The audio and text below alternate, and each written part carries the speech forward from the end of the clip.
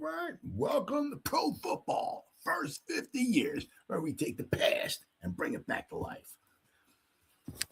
Now, you can go online.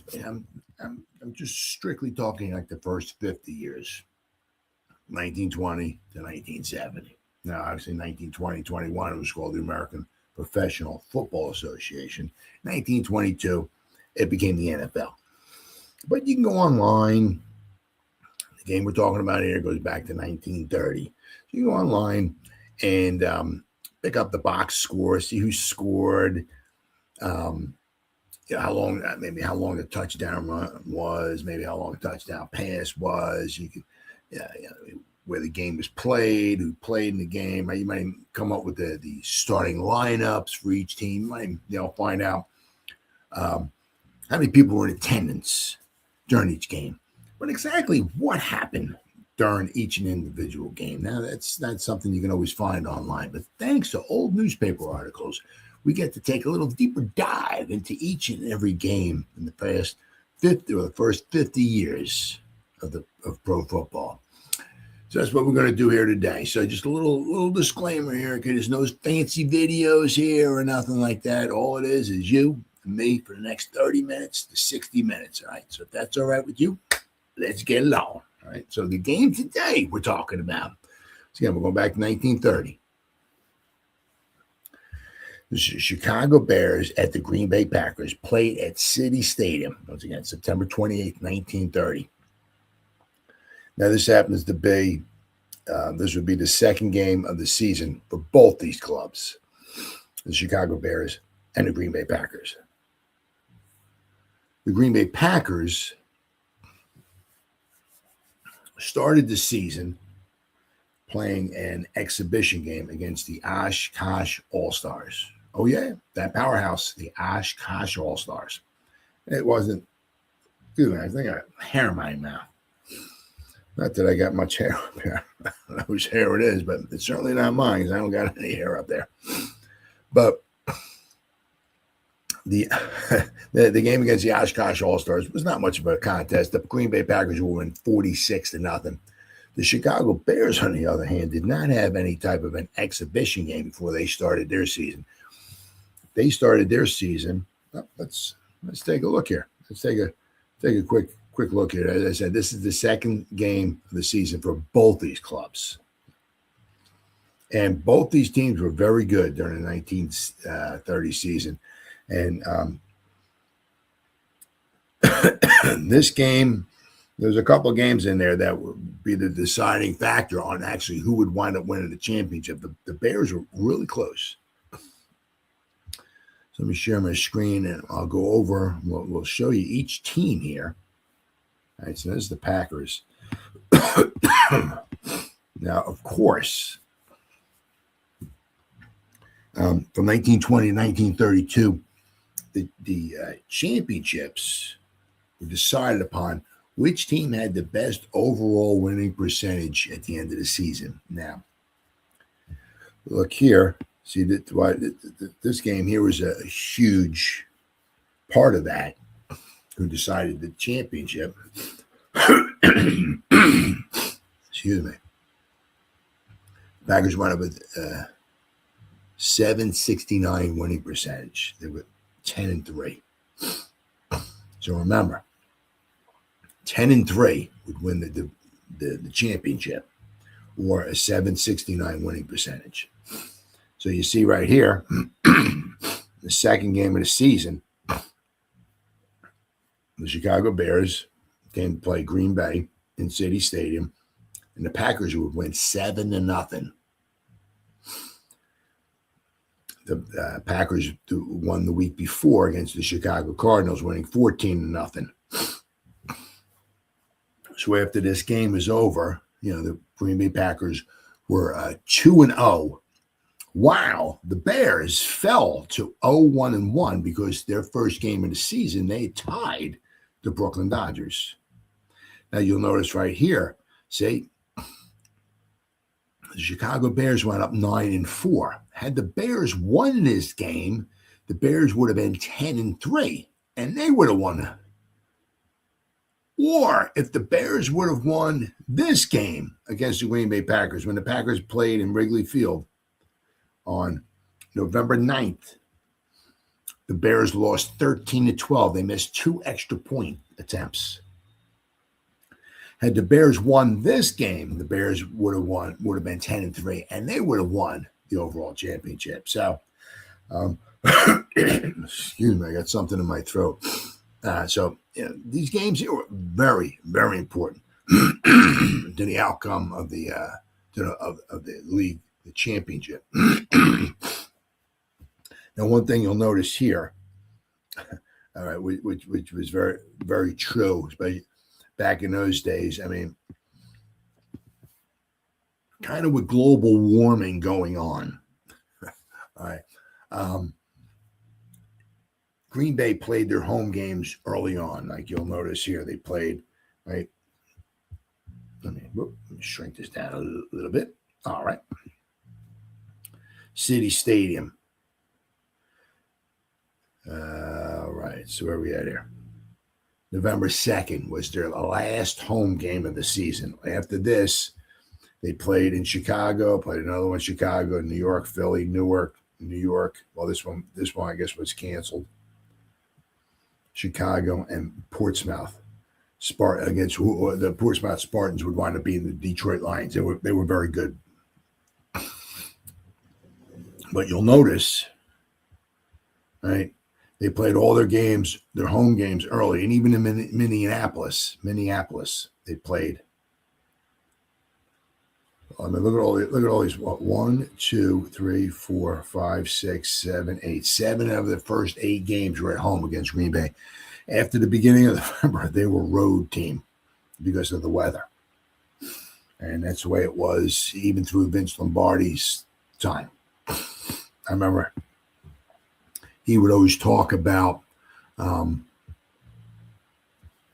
with the Packers, the NFL, the schedulers would schedule the Packers to finish their season on the West Coast, meaning they would play the 49ers and the Rams the final 2 games of the season, because after a while it just got too cold in Green Bay. It was really cold between whatever snow, but the temperature-wise, it's not always so much that way now. I mean, obviously it gets cold in Green Bay, don't get me wrong, but you're going back 100 years ago. It got even colder back then. So the Green Bay played a lot of their home games in the beginning of the season, and after a certain point in time, they were strictly like a road team, right?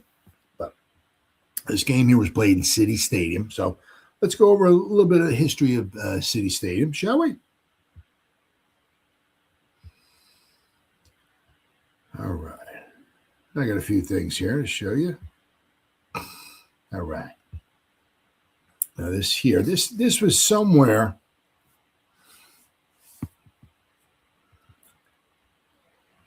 This gives a little bit of the history of it, but this was well past 1930. See, the horseshoe is rather well defined here, and then in this one end zone they got some stands here.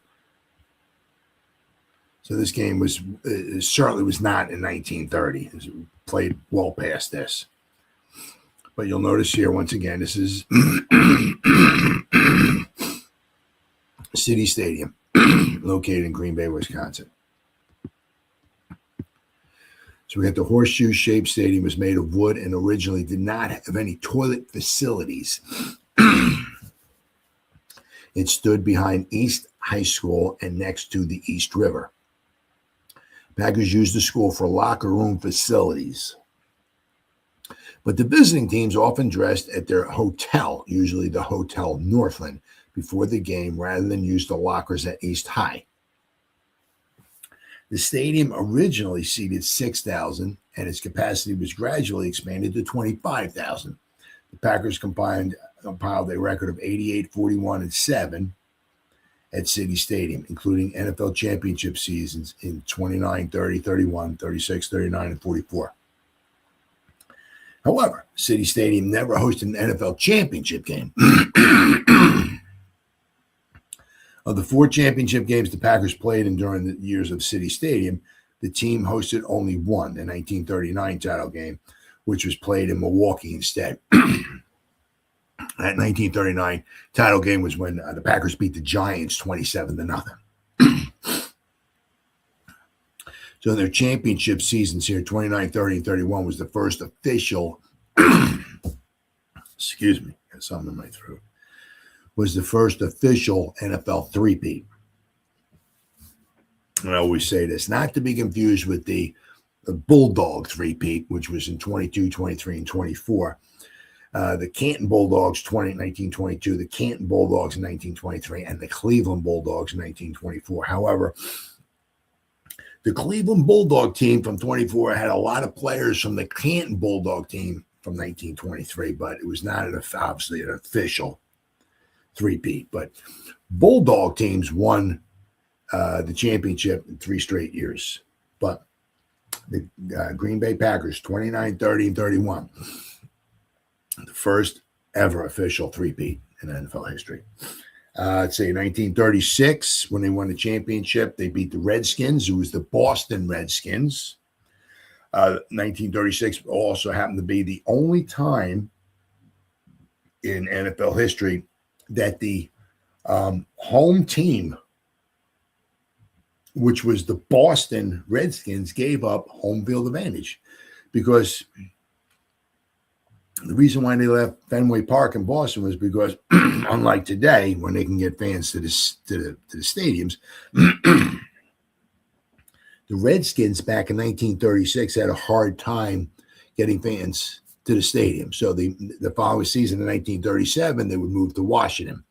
So 1936, they gave up home field advantage, and the game got moved to the Polo Grounds, where the Packers would wind up beating the Redskins. But 36 was the only time that the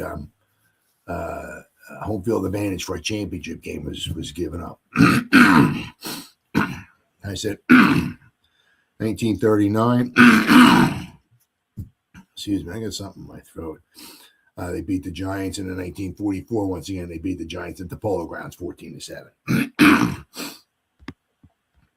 Although City Stadium was the Packers' official home field in 1933 during the worst of the Great Depression, they began to play part of their home schedule in Milwaukee. After holding one contest at Borchard Field in 33, the Packers played 2 or 3 home games each year in Milwaukee.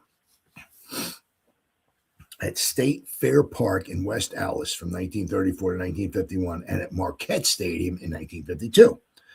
The games were moved to County Stadium after it opened in 1953. The practice continued through 1994, after which they were again based solely in Green Bay. So what they did was, there was a good portion of time where the Green Bay Packers played part of their home games in Milwaukee, and some of them were in Green Bay. Once it started in 1994, they strictly played all their games in Green Bay. All right, let me show you another one here.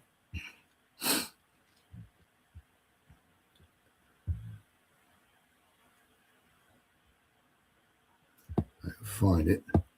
Okay, this might be it. Oh, okay, here we go.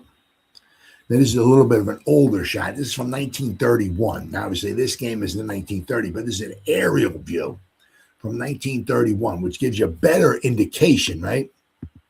You see that? See how the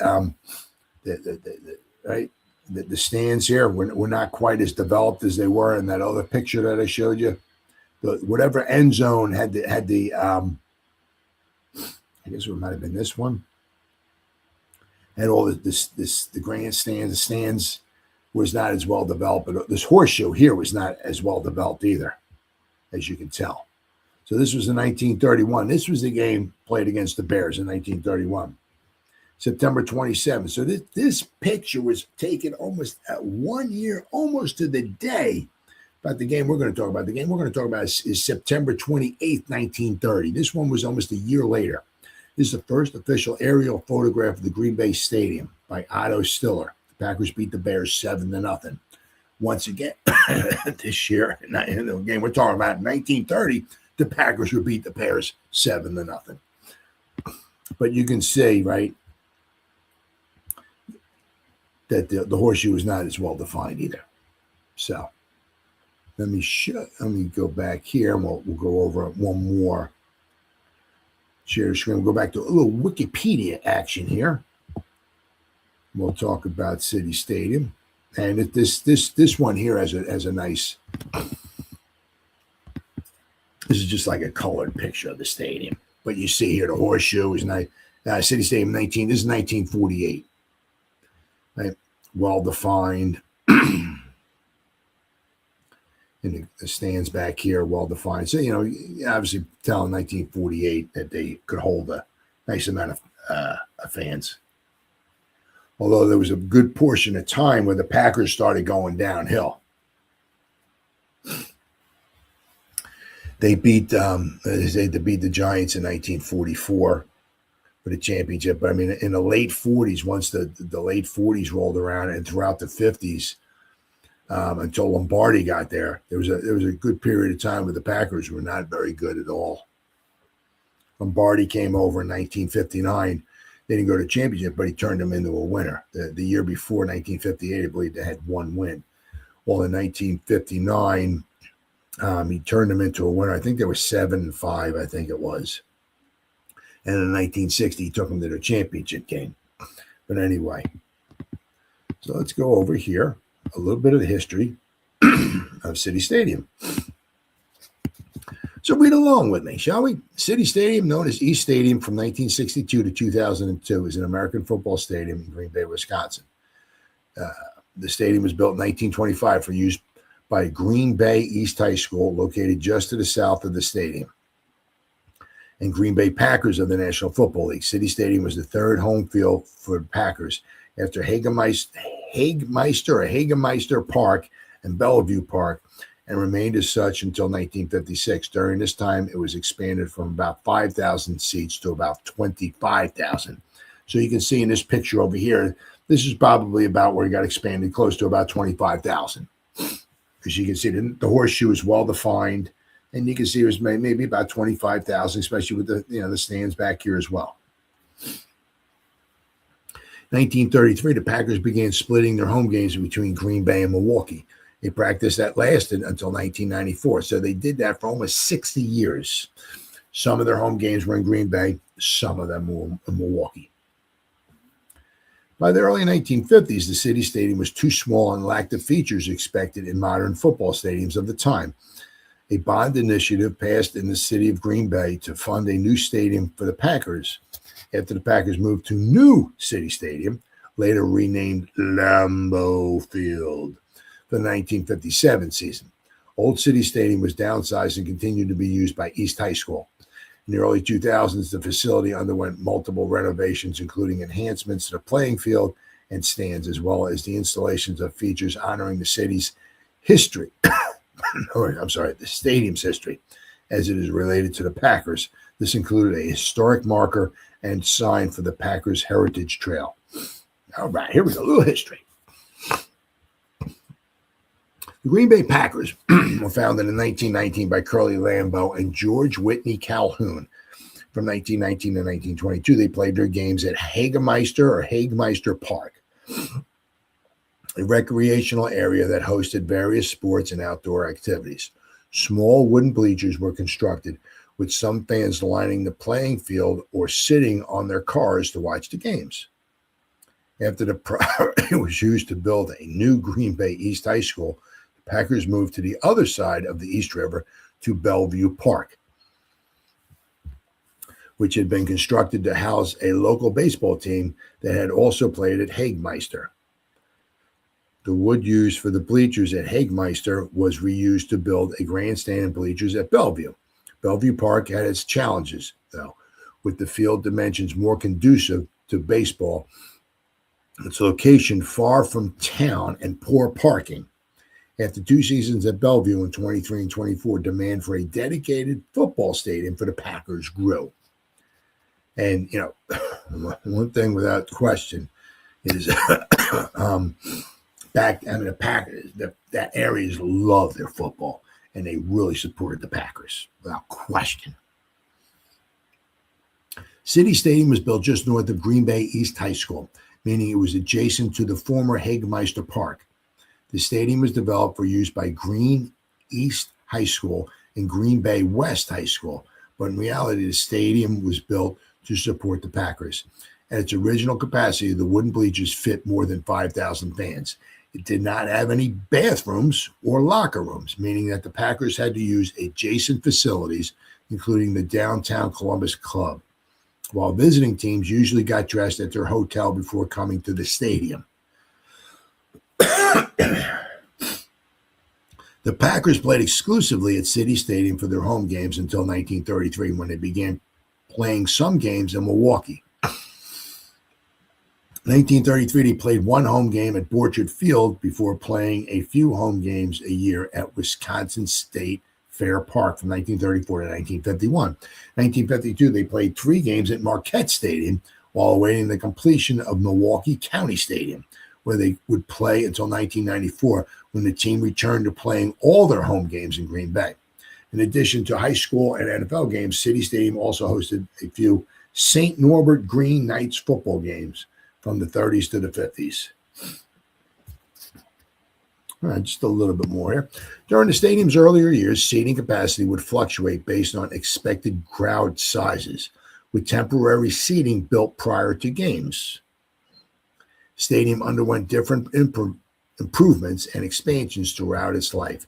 The original wood fence was replaced with a wire and canvas fence in 1927, although a wooden fence returned 8 years later. 1929, a public announcement system with 8 speakers around the stadium was installed. Lighting to allow for high school teams to play night games on Friday was added in 1935. From 1936 to 1940, City Stadium underwent its most significant enhancements. A locker room for the Packers was built underneath the south stands in 1936, while a year later, a new press box, game clock, and fence was added, while the old bleachers were either replaced or significantly repaired. Seating for 5,000 more fans and better toilet facilities was also added. The Packers announced another project the next year to add another 6,500 seats to the stadium by connecting the 2 grandstands, forming a horseshoe shape. This project, which was funded by a grant, also added new restrooms, better training areas, and a stage for the Lumberjack Band. Another grant in 1940 funded a new sandstone wall that formed a new front entrance for the stadium.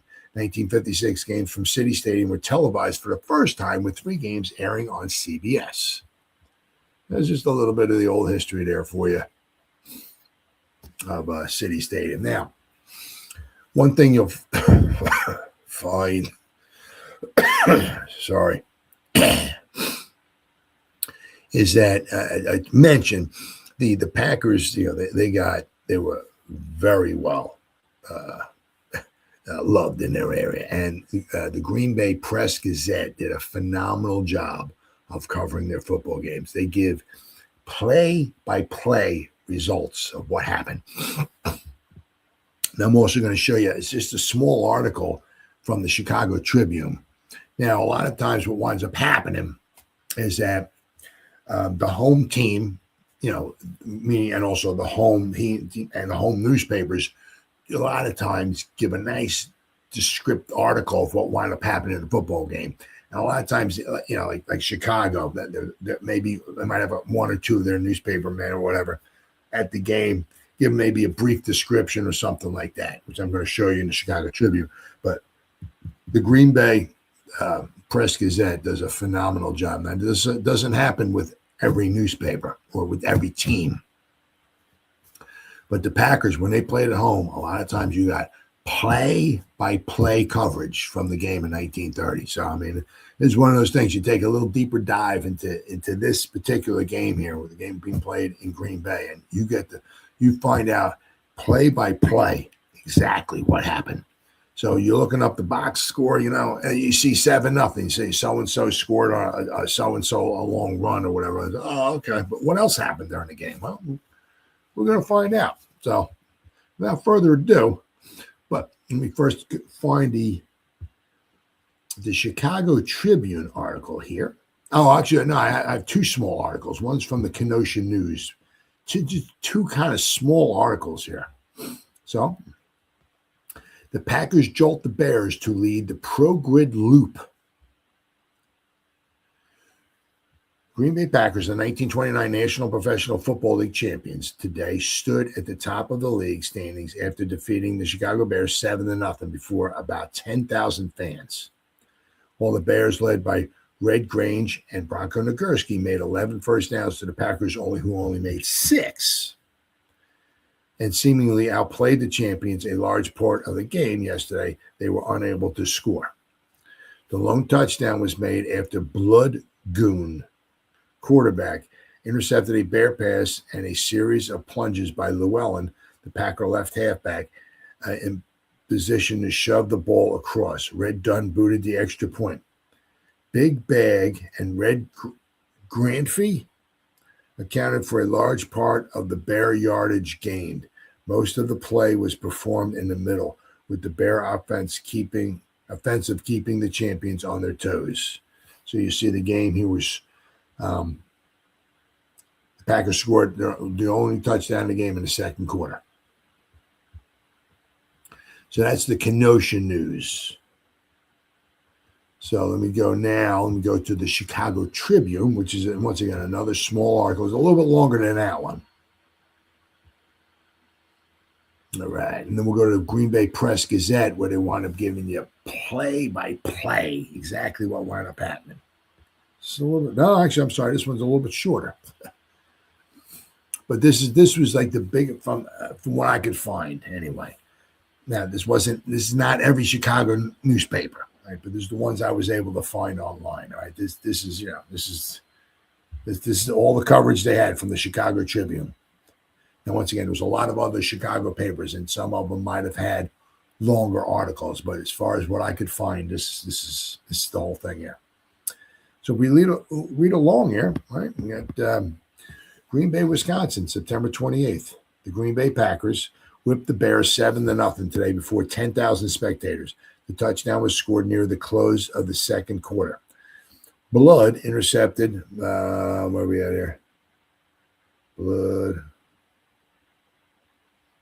intercepted a pass on the Bears' 45-yard line about midway in the second period. The Packers followed with 2 first downs, and then Llewellyn circled right end.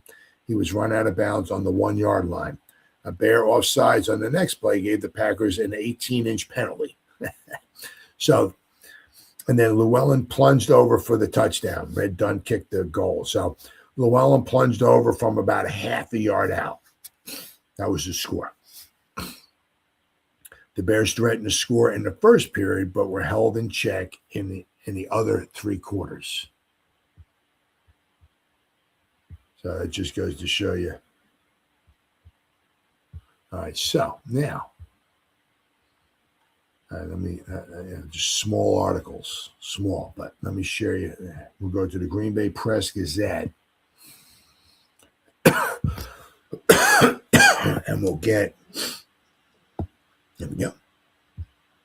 Now, this is actually on 2 separate pages. All right, now you see the big score up here. Green Bay defeats the Bears by 7-0 score. Second period drive results in a Packer win. Llewellyn goes over goal for a touchdown after a 50-yard march. And also you'll see right here, right? After this game, right? The Packers are 2-0. The Giants were 2-0. The Portsmouth Spartans, or the Detroit Lions, where they were soon to be named, were 2-0. The Staten Island Stapletons were 2-0.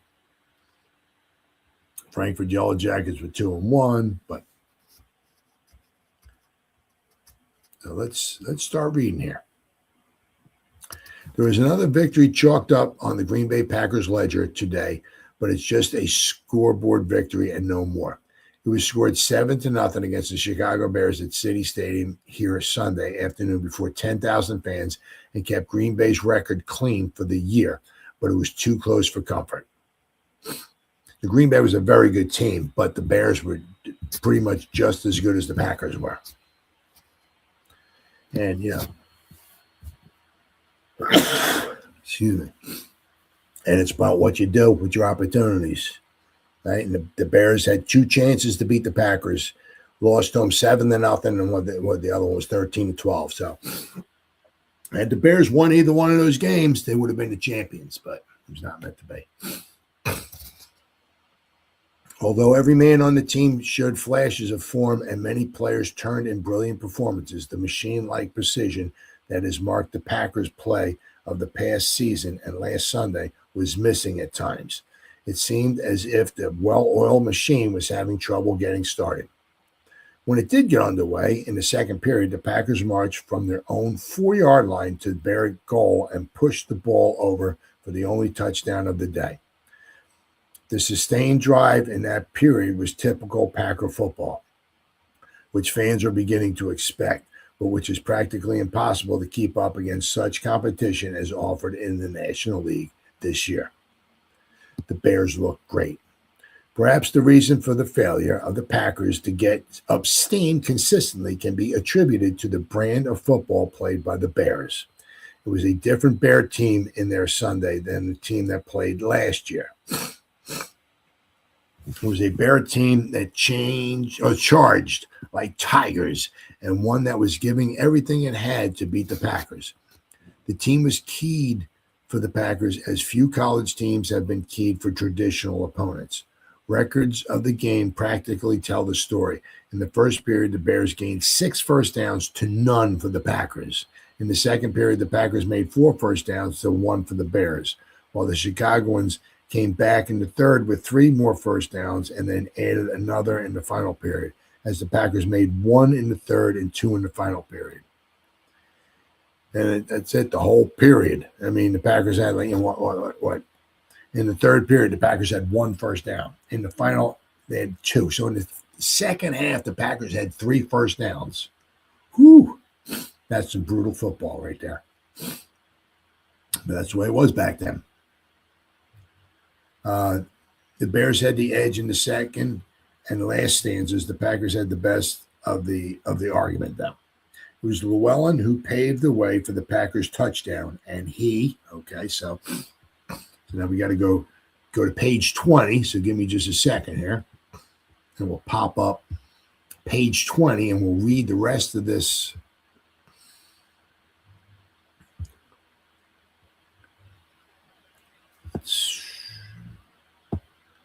Page 20. Here we go. Got quite a bit. Here we go.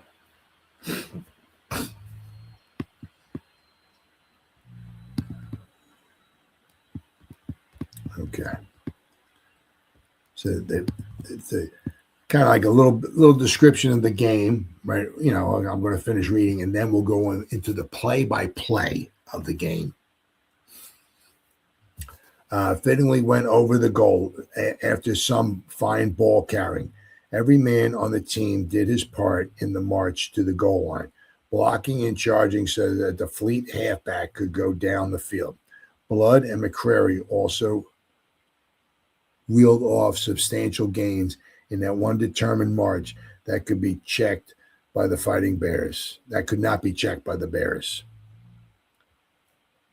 Blood intercepts a pass. The invasion started when Blood intercepted a Bear pass on his own 45-yard line. Llewellyn then picked up 5 yards, and McCrary added 2 more.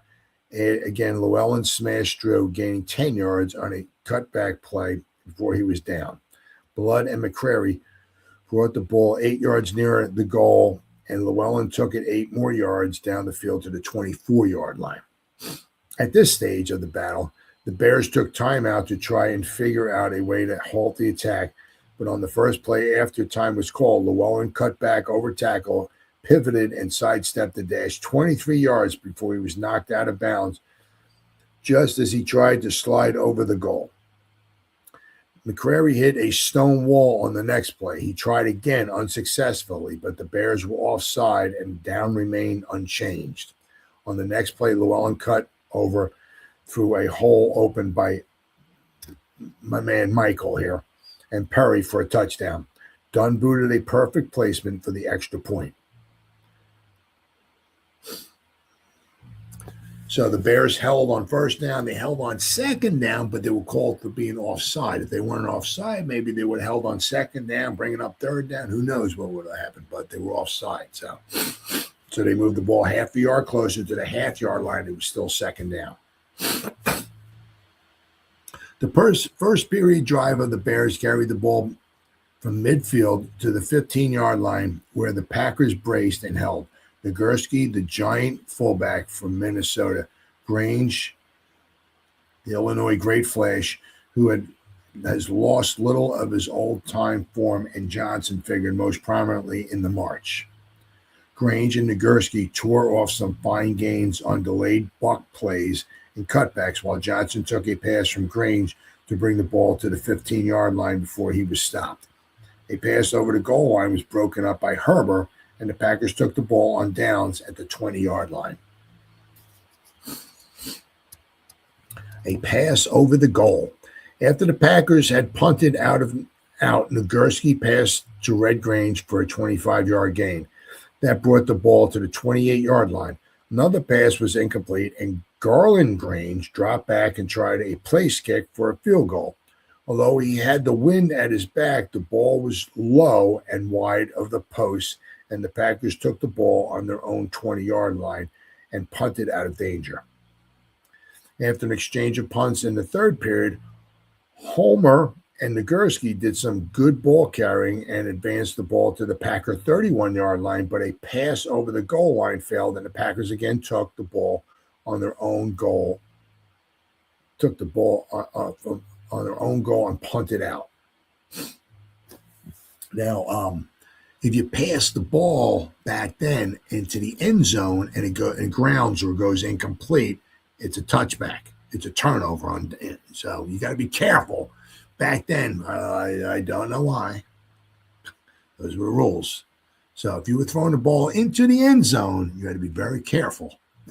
Because if it fell incomplete, once again, I have no idea why. It was a turnover. So it was very easy to get down the field and just basically give the ball up without coming away with any points. Neither team was beyond its opponent's 35-yard line the remainder of the game. The squad fought bitterly, with the Packers getting a shade in the duel. A pass from Llewellyn to Blood and a punt out of bounds on the 3-yard line were highlights in the final period. A punt out of bounds on the 3-yard line. That was one of the highlights of the final period. So shows you what kind of a tough game it was, right?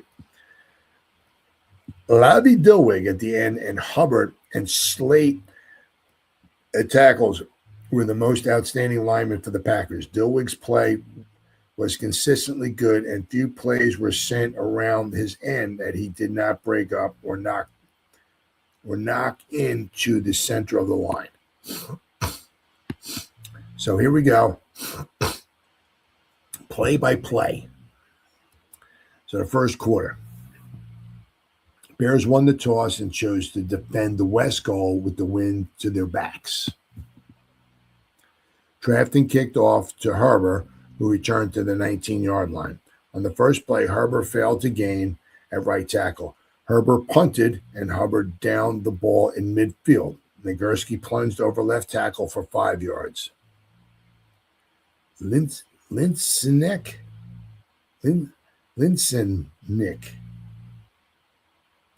We're going to call him Lintz from now on, right?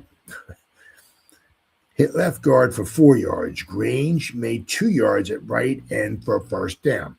A forward pass from Brumbaugh to Johnsos put the ball on the Packer 16-yard line and gave the Bears another first down.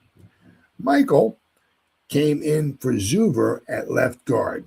Grange made 5 yards off right tackle. Lintz made no gain at left tackle. Then a pass over the goal line was, I've got to scooch all the way up over here. So a pass over the goal line, all the way up here, was knocked down by Herbert, and the Packers took the ball on the 20-yard line. So, the Bears got down there. They threw a pass over the goal. I got knocked down, fell incomplete, and it was a touchback. Packers got the ball on the 20-yard line. So the Bears got down there early on, came away with nothing. Herbert made no gain at left end. Engelman made 4 yards at right end. Herbert punted, and the ball went out of bounds on the Bears' 45-yard line. Nagurski hit right tackle for 5 yards. Brumbaugh made 8 yards in the same place for a first down. Grange made no gain at left end, and Nagurski made 5 yards at center. A forward pass from Brumbaugh to Red Grange, on which Red went out of bounds, left the Bears half a yard short of a first down. Nagurski plunged for 8 yards, I'm going to say, either 8 or 3. 8 yards. Plunged for 8 yards at left tackle and a first down. Lintz made 1 yard at right guard. Nagurski was stopped by Michael with a 1 yard gain. Red Grange tried a pass, which was knocked down by Hubbard. And Granke tried a field goal from the 35-yard line, which went wide of the goalposts. So the Bears were down there a couple times, came away with no points. Herbert made no gain at right end as the ball was put in play on the 20-yard line.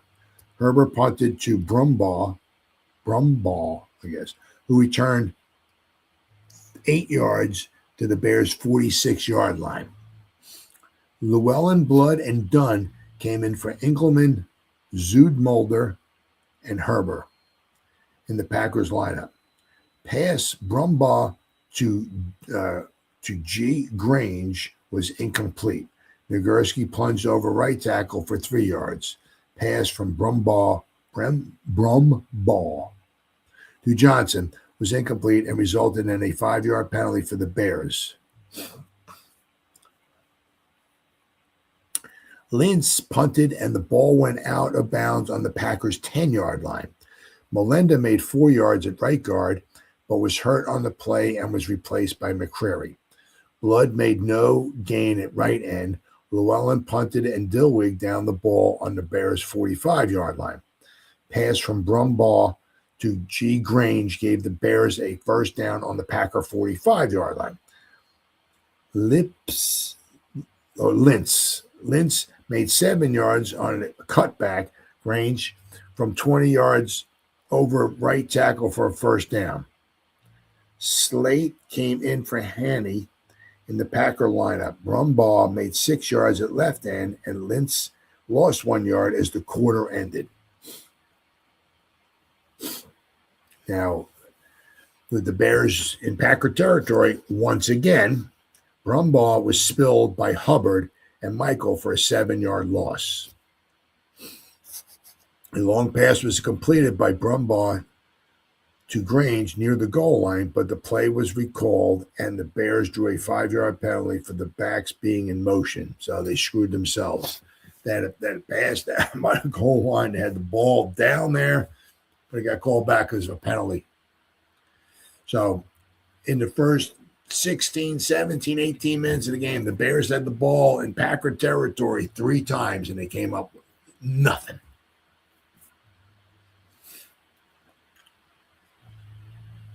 Lynch tried a pass, but was thrown for a 10-yard loss before he could get rid of the ball, giving the Packers the ball on the 28-yard line.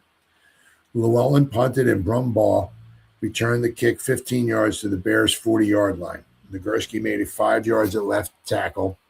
Brumbaugh made 3 yards at right tackle. Nagurski was spilled by Hubbard for no gain.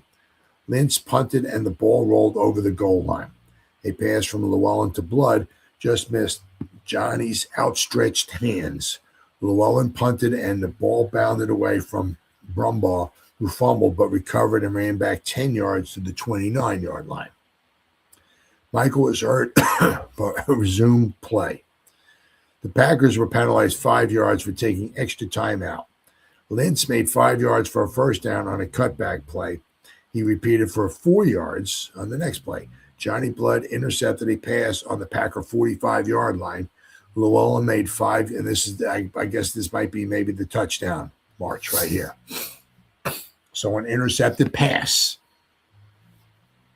started the Packers for their touchdown, which one obviously resulted in victory. So at the Packer 45-yard line, Llewellyn made 5 yards off left tackle. McCrary made 2 yards over right tackle. Llewellyn made 10 yards for a first down on a cutback over left tackle. Nash went in for O'Donnell. Blood made 5 yards over left tackle. McCrary made 4 yards over right guard, and Llewellyn added 8 yards in the same place for a first down, putting the ball on the Bears' 24-yard line. Bears took a timeout. Llewellyn made 2 yards at right tackle. A pass to Blood was knocked down. Homer went in for Red Grange, who was hurt on the play.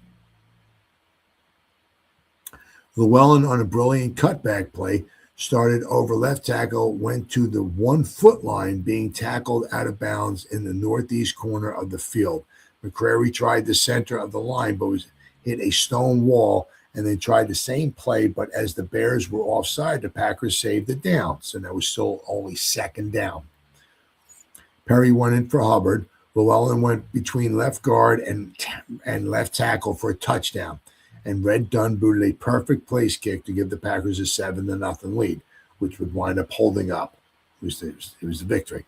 It was pretty much the only big drive that the Packers had all game long, and it resulted in a touchdown, and therefore they wound up winning this game. All right. Trafton kicked off to Dunn, who returned 10 yards to the 30-yard line.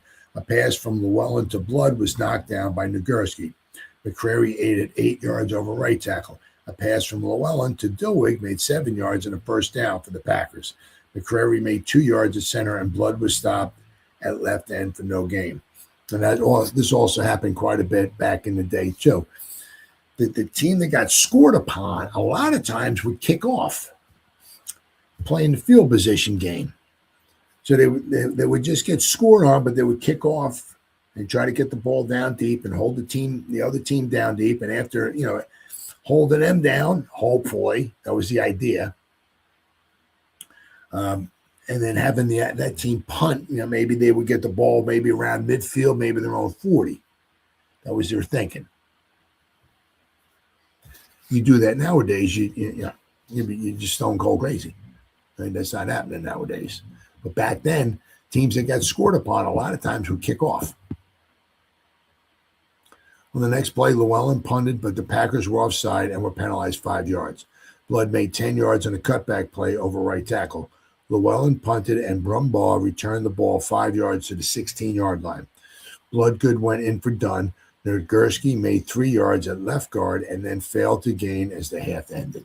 So the half ended 7-0 in the favor of the Green Bay Packers. But you can see that the Bears had their opportunities. They had the ball down there at least 3 times and came away with absolutely no points.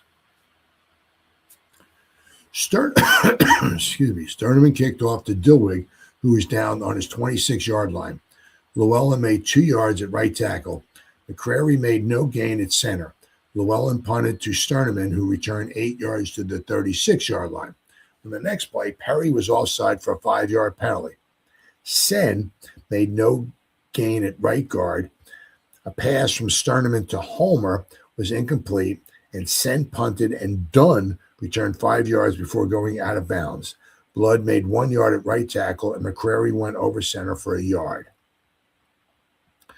Llewellyn then tried a pass to Blood, which Nagurski knocked down. Llewellyn punted, and Sturdivant was down in his tracks on the 30-yard line. Sen cut back over center for 12 yards and a first down. Sturdivant made 20 yards around left end for a first down. Sen then lost 5 yards, but as both sides were offside, the play was recalled. On the next play, the Packers were set back 5 yards for being offsides.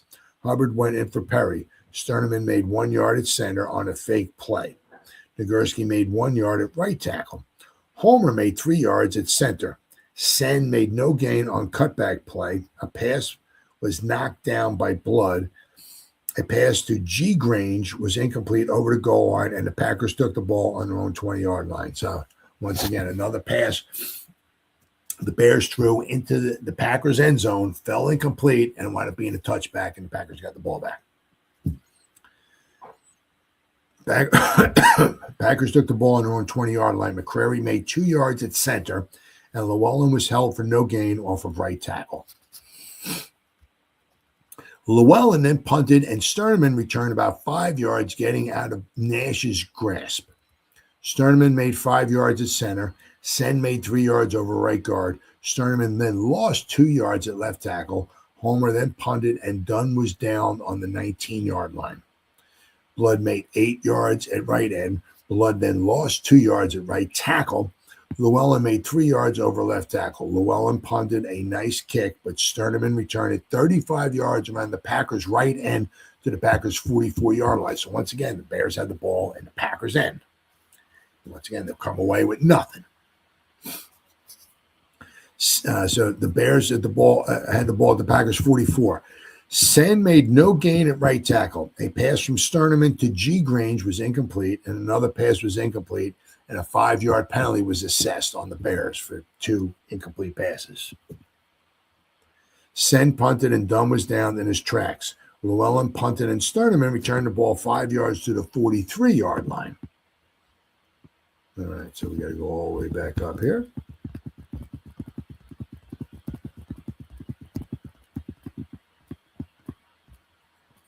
Okay. Nagurski made no gain at right tackle as the quarter ended. So now going into the fourth quarter. An attempted pass was knocked down by Dilwig. Sen punted and Dunn fumbled, but McCrary recovered on the Packers' 17-yard line. Blood made no gain at right tackle. Blood made no gain at right end. A pass to Llewellyn to Blood put the ball on the Packer 41-yard line and a first down. McCrary made 9 yards at right tackle. Llewellyn made no gain at left tackle. McCrary went over center for 7 yards and a first down. Murray went in for Paula. A pass to Llewellyn to Dunn was good for 6 yards, and Blood made no gain at right end. Llewellyn made 1 yard at left tackle. Llewellyn punted out of bounds on the 4-yard line. Herbert went in for Dunn. So now, the Bears got the ball down 7-0 on their own 4-yard line. But the Bears Sen punted, and the ball, after hitting Herbert, rolled out of bounds on the 40-yard line. Blood made no gain at right tackle, but the Bears received a 5-yard penalty for being offside. Herbert fumbled, but recovered for a 3-yard loss. On a pass play, G. Grange broke through and spilled Herbert for a 10-yard loss. Packers got 5 yards for being offsides on the next play. Llewellyn punted, and the ball was down on the 25-yard line. Sen made no gain at left end. A pass was knocked down by Nash. Homer punted, and Sterneman down Herbert in midfield. Blood made 4 yards around right end, and Llewellyn made 4 yards over center. Walquist went in for Homer, and Sen was replaced by Red Grange. McCrary made 1 yard at center. Llewellyn punted, and Slate down the ball on the 15-yard line. So the Bears, starting to run out of time, had the ball on the 15-yard line. Walquist made 8 yards over right tackle. Grange made no gain at center. Walquist made 4 yards for a first down. Grange then lost 5 yards on a wide end run at left end. A pass from John Sos was incomplete. Brumbaugh went in for Sterneman. Lintz took over Walquist's place. A pass was incomplete, and the Bears, once again, for having 2 incomplete passes, drew a 5-yard penalty.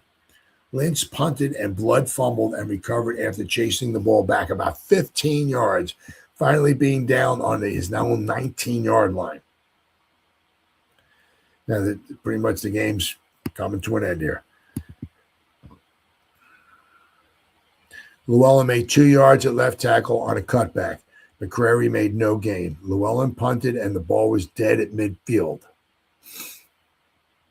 So the Bears, one final, have the ball at midfield with about a minute or so left to go in the game, and once again, they came up empty.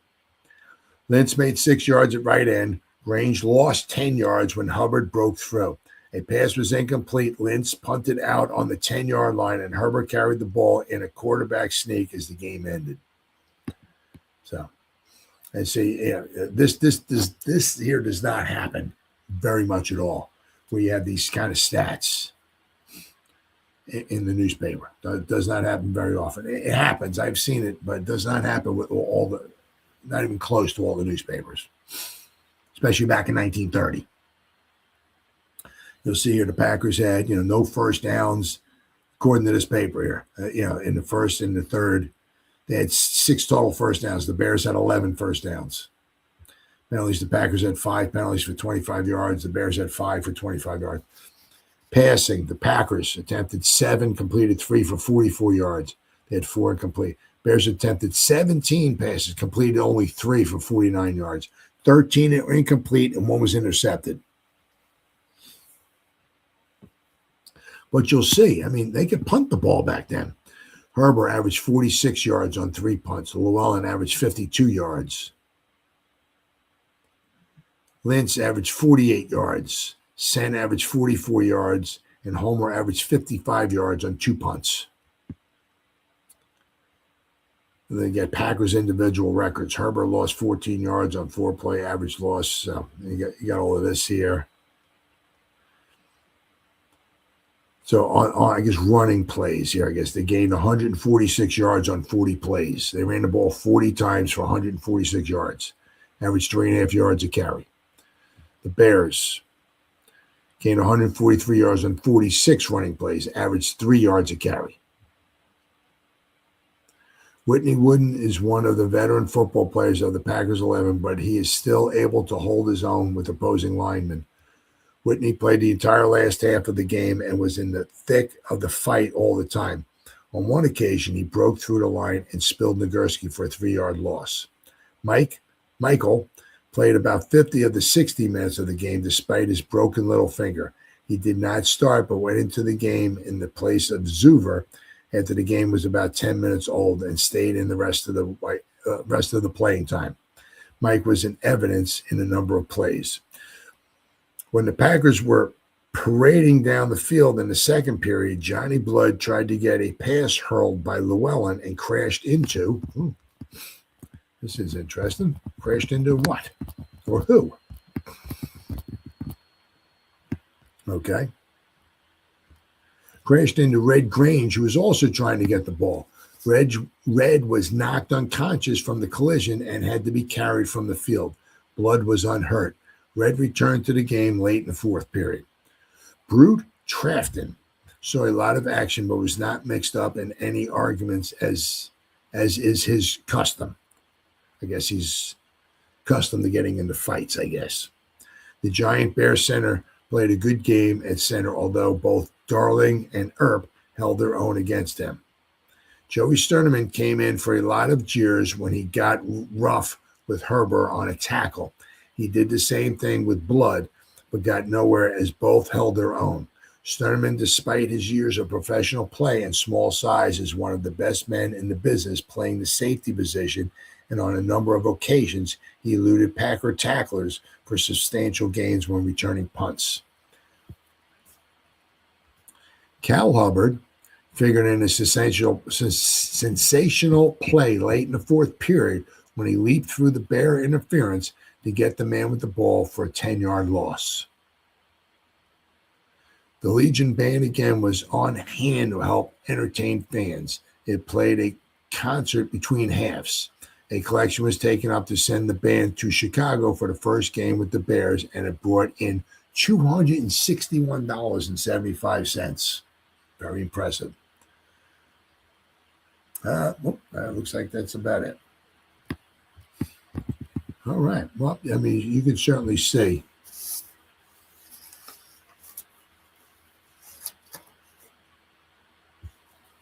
Yeah. Obviously, the Packers had like one drive. I bet that's all you need. They took them in. They had pretty much one drive all game long. 2 of the periods, they didn't even get a first down, according to the paper.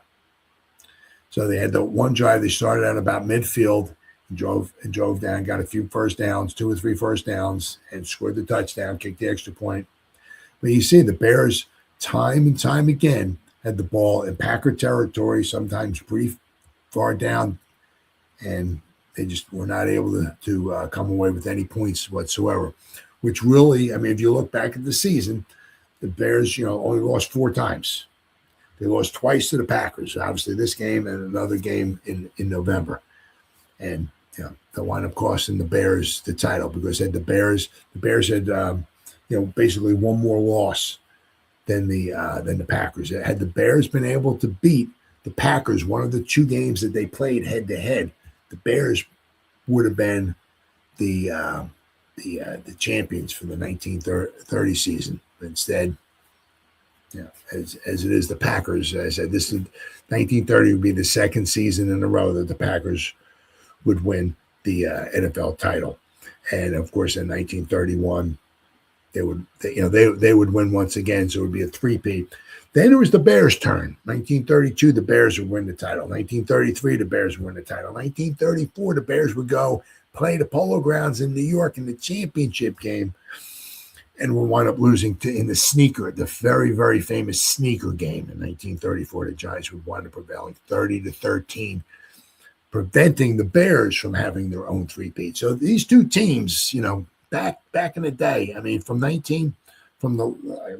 1929 through 1946, that period of time, the Packers and the Bears were really, really good. They between the two of them, they won a lot of championships from 1929 to 1946. The Packers and the Bears were really, really good. So that's how it was on this particular day, on September 28th, 1930, between the Chicago Bears and the Green Bay Packers at City Stadium on this professional football's first 50 years. I'll see you next time.